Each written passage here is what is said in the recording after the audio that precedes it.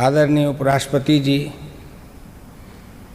गांव गरीब किसान मजदूर के हृदय सम्राट भारत के प्रधानमंत्री जी, लोकसभा के माननीय अध्यक्ष जी और इस सभागार में उपस्थित सभी सम्मानित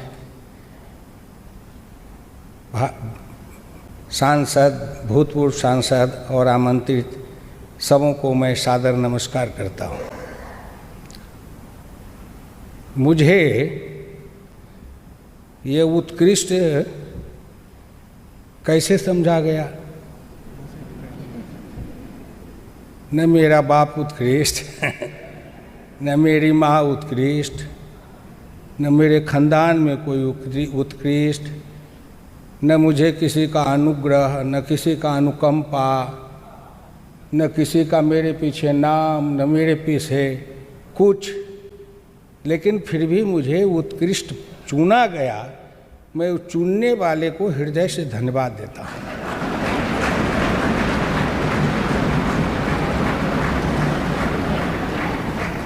भाई, आपने ये गांव के कीचड़ में से हीरे को कैसे पहचान लिया? अब तक तो कितने पाँव लगे, कितने ठोकर लगे, कितने अपमान सहे, लेकिन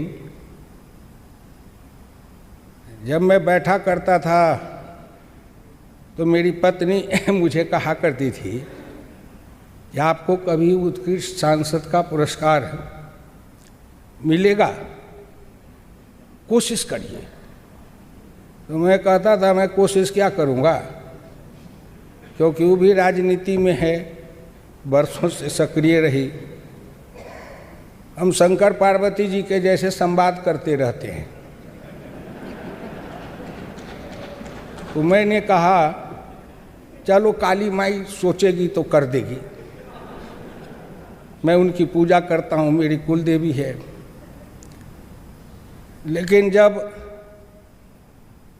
सिल्लीगुड़ी के एक मजदूर मुसलमान भाई को पद्म श्री की पद्म भूषण का सम्मान मिला, तो उस दिन मेरे मन में ये भाव जगा कि हमारा बस ले लूँगा।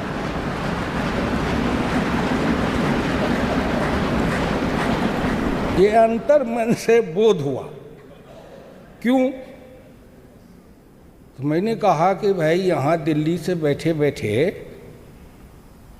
प्रधानमंत्री जी और ये पद्म पुरस्कार देने वाले जो लोग होते हैं, उनकी दृष्टि वहाँ सिल्लीगुड़ी के एक चाय बागान के एक गरीब निर्धन मुसलमान के को देख लिया, चुन लिया इतनी दूर से। तो मैं तो उनके पास हमेशा रहता हूँ, मुझको कैसे नहीं देखेंगे?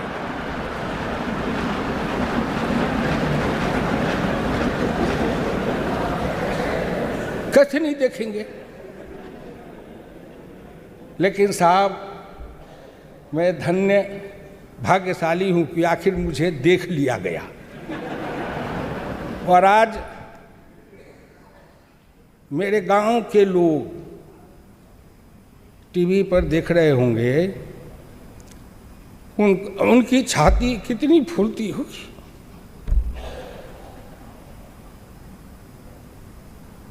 आपने मुझे सम्मानित नहीं किया है।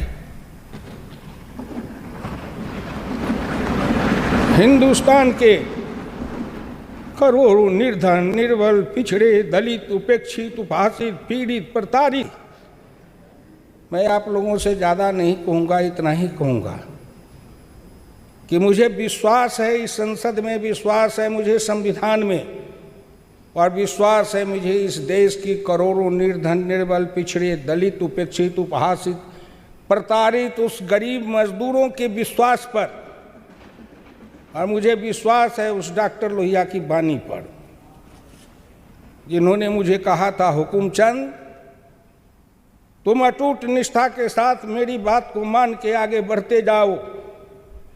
एक न एक दिन आएगा जब हिंदुस्तान में किसी गरीब, निर्धन, निर्बल, माँ के कोख से जन्मा हुआ अति पिछड़ा का बेटा भारत का प्रधानमंत्री बन सकता है। मुझे यहाँ तक लाने में बहुतों का योगदान है साहब, आपको असंभव होगा। मैं तो 1950 का संघ का स्वयंसेवक हूँ, अब मेरे उम्र के तो स्वयंसेवक मिलेंगे भी नहीं, क्योंकि मैं 1950 में संघ का स्वयंसेवक बना। और मेरी विडंबना देखे कि जीवन के इस अंतिम चरण में 42 बरस तक इस संसद में रहने के बाद अंतिम में अपने उत्कृष्टता का पुरस्कार देकर के जो विदाई समारोह में मुझे सम्मानित किया है, इसके लिए मेरा समाज, मेरे क्षेत्र के मधुबनी के गांव के गरीब किसान सभी आपके लिए अनुग्रहित रहेंगे साहब, सभी आपके लिए अनुग्रहित रहेंगे।